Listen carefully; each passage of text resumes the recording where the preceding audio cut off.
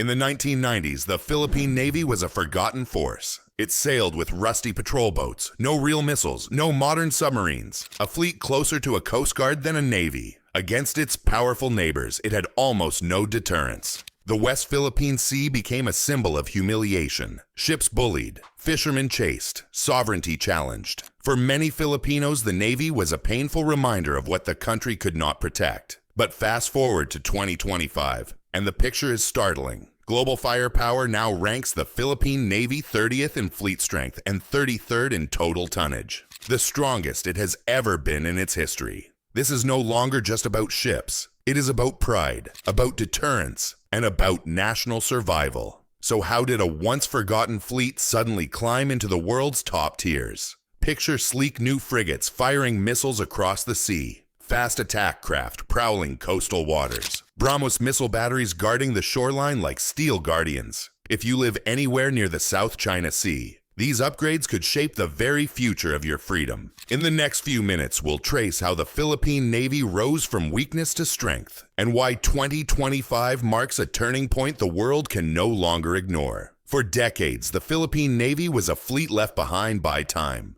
Underfunded, outdated, and overlooked, it had no credible submarines, no modern missiles, and only a handful of aging patrol ships to guard thousands of islands. Its sailors did their duty, but they were sent to sea with tools that belonged to a much earlier era. Every encounter in the West Philippine Sea became a reminder of this weakness. When foreign ships appeared, the Navy could do little more than watch. Fishermen were chased from their own waters. Reefs and islands slipped out of Philippine control. The humiliation was not just military. It was national. A country of more than 100 million people, yet unable to defend its own sea lanes. Inside military circles, the mood was heavy. Commanders knew that without urgent action, the Navy would remain a symbolic force, not a real one. But it was this very weakness that sparked a turning point. For years, politicians ignored naval modernization. But as the threats grew louder and the seas more contested, the pressure became impossible to deny.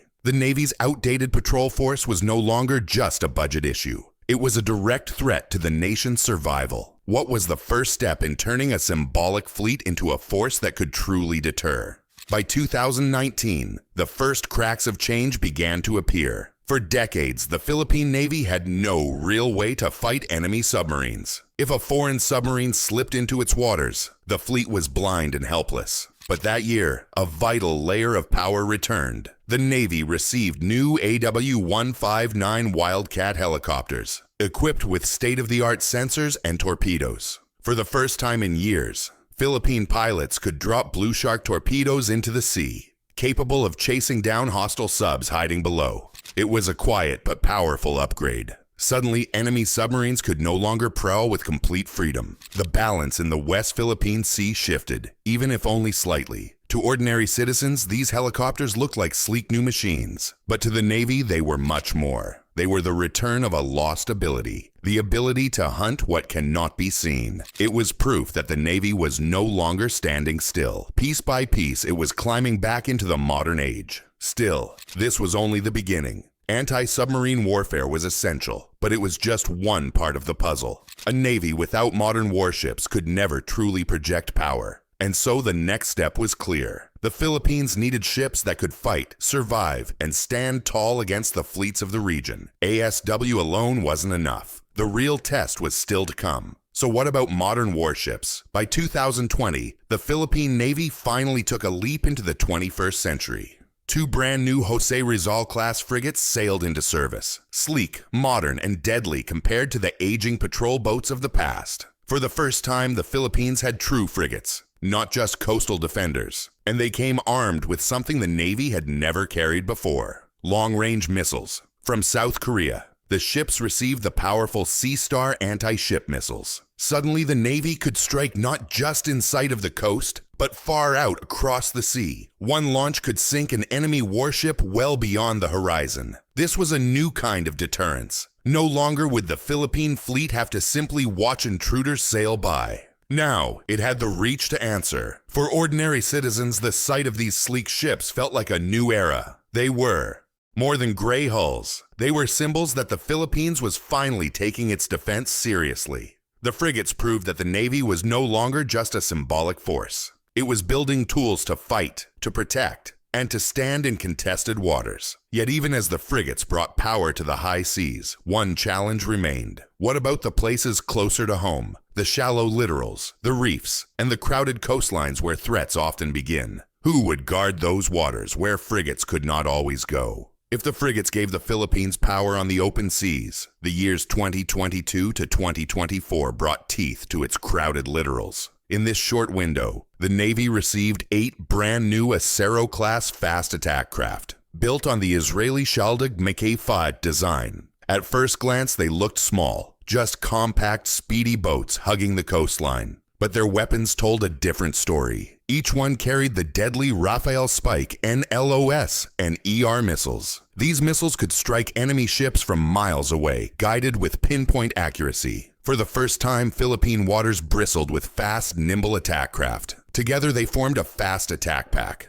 A wolf pack for the modern era. Small in size, but with a lethal punch. In narrow channels, reefs, and the shallows of the West Philippine Sea, these ships turned weakness into ambush. They were built for speed, surprise, and striking power. For decades, the Philippines watched helplessly as foreign ships pushed too close. Now, even the smallest islands had defenders waiting in the shadows. The littorals were no longer easy ground for intruders. But as powerful as these ships were, they could not guard every angle alone. Because beyond the water's edge, another question remained. How would the Philippines defend itself not just from the sea, but from the shoreline itself? By 2024, a new chapter opened on Philippine shores. This time, the power did not sail. It stood ready on the coastline. From India came one of the most feared missile systems in the world, the BrahMos. The Philippines became the first foreign country to field this supersonic weapon. Each missile could streak across the sea at nearly 3 times the speed of sound. With a strike reach of 290 kilometers, entire enemy fleets could be targeted long before they even neared Philippine waters. For the first time, the country had a true coastal shield. Imagine it. A hostile fleet crosses into the West Philippine Sea. Before their radars can lock on, supersonic BrahMos missiles roar off the coastline. Too fast for most defenses to stop. The message was unmistakable. The Philippines was no longer defenseless. It could now deny access to its most vital sea lanes. To ordinary citizens, these launchers parked on Philippine soil looked like silent guardians. But to rival fleets, they were a signal. Approach and pay the price. The addition of land-based missiles shocked military watchers worldwide. The Navy was no longer just a sea force. It had a coastal wall of firepower. Yet this was still not the end of the transformation. Because while missiles on land gave deterrence, the seas themselves demanded larger and stronger capital ships. So the next question became clear. What about the new wave of Philippine warships? Before we reveal the newest ships that global firepower counts in 2025, hit like, press subscribe, and ring the bell. By 2024, the Philippine Navy was no longer just catching up. It was building a future. In South Korea, at Hyundai's advanced shipyards, the first of a new generation of corvettes took shape. These sleek warships, known as the HDC-3100 class, were designed with the most modern combat systems ever seen in the fleet. The first, the BRP Miguel Malvar, launched in 2024. The second followed only months later, in early 2025. These were not mere patrol ships. They came with advanced sensors, cutting-edge radars, and room to grow with vertical launch missile systems in the future. For the Philippines, it was the closest step yet toward a navy with true backbone. A fleet able not only to defend, but to fight alongside regional and global powers. Imagine the picture. 2 modern frigates leading from the front. 8 fast attack craft in the shallows, supersonic BrahMos guarding the coastline, and now brand new corvettes filling the gap in between. Piece by piece, the fleet was becoming something it had never been before. Balanced, layered, and built for the challenges of a contested sea. For decades, Philippine sailors had watched foreign navies outclass them at every turn. Now, at last, they were sailing ships designed for the modern battlefield. But warships alone are not enough, because without strong allies to train, drill, and fight beside them, the ships would remain only steel and paint. So the next question became urgent. Who exactly is training with the Philippine Navy?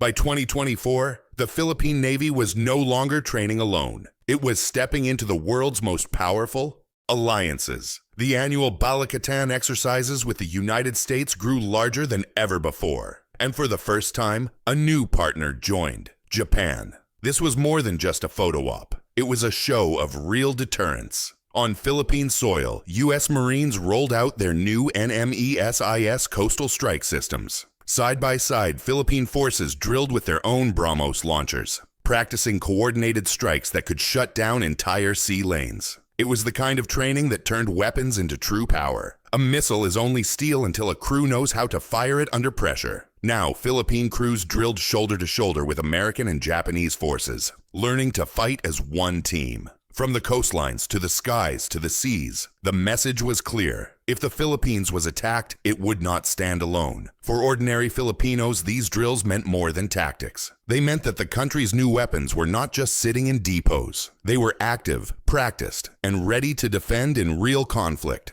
Hardware had turned into deterrence. And it was this transformation, from outdated patrols to modern weapons trained with allies, that caught the eye of global firepower. So the next question was, what exactly did global firepower see in 2025 when it ranked the Philippine Navy stronger than ever? At the start of 2025, the moment of truth finally came. Global Firepower released its updated naval rankings. And for the first time in history, the Philippine Navy had broken into the world's top tiers. The numbers were clear, ranked 30th in overall fleet strength, 33rd in total tonnage, and counted with 113 naval assets. For a fleet once dismissed as weak, this was a dramatic shift. It was not just about numbers, it was about what those numbers meant. Because behind them stood a new structure. From neglected patrols, the Navy had grown into a layered sea denial force. 2 Jose Rizal-class frigates with modern missiles, 8 Acero-class fast attack craft prowling the littorals, supersonic BrahMos launchers on the coast, brand new corvettes with space for vertical launch systems, and crews drilling side by side with U.S. and Japanese forces. Piece by piece, the Navy had built a shield and a sword. It was no longer symbolic, it was credible. It could no longer be brushed aside in the West Philippine Sea. And yet, this was not just about rankings or raw assets. Modern frigates gave reach with long-range Sea Star missiles. Fast attack craft filled the gaps in the littorals with their lethal Spike NLOS strikes. Supersonic BrahMos missiles built a coastal wall no rival can ignore. And new corvettes launched in 2024 and 2025 promised future growth with vertical launch capability. Above all, the Navy drilled with its allies. With the U.S. Marines and Japanese forces, Philippine crews turned hardware into real deterrence. This was the twist. The Navy was no longer a symbolic flag at sea. It was now a living system, where every platform worked together, and every drill tied them into a wider network. True power was not built in a single year. It came step by step, forged by decades of weakness turned into urgency. From a forgotten fleet in the 1990s, mocked and humiliated in its own waters, to global firepower's recognition in 2025 as one of the world's rising naval forces. The emotional weight was clear. Once too weak to defend itself, the Philippines now had the tools to deter. The echo of the hook was undeniable. Once dismissed, now strong enough to face real threats. But the story does not end here. The reflection remains. Can the Philippines keep this momentum into 2030? Or will politics and budget cuts stall the rise of its naval power once again? The Philippine Navy has reached a point in history where it finally commands respect on the seas. No longer just a symbolic patrol, it now carries missiles, frigates, fast attack craft, and coastal strike power. It is not the biggest fleet in Asia. It is not yet a superpower at sea. But for the first time, it is a Navy that cannot be ignored. And that matters, because strength did not come from one single weapon or one sudden leap. It came from decades of slow, patient modernization. From helicopters and torpedoes, to frigates, to BrahMos, to corvettes, and finally to drills with trusted allies. It came step by step. And it turned a once-forgotten Navy into a credible force that global firepower ranked among the world's top in 2025. The Philippines now stands at a new threshold. The question is, can it climb even higher? Or is this the peak of its naval rise? Subscribe for more deep dives into the forces reshaping Asia's balance of power. And tell us, Do you think the Philippine Navy can climb even higher in the global rankings? Or is this its peak? Comment below.